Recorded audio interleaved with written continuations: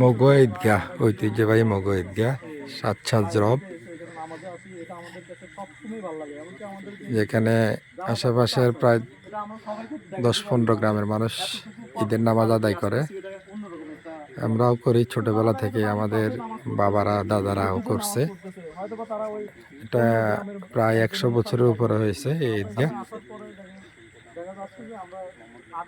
এটা হলো আমাদের আটিটি বাজারের পরেই, আটিটি শাসনপাড়া দোসারিঝোরের মধ্যখানে, যেটাকে আমরা নাম দিয়েছে মগুয়া কেন্দ্রীয় ঈদগাহ। আশেপাশের সকল গ্রাম থেকে এখানে আসে, বিশাল মাঠ।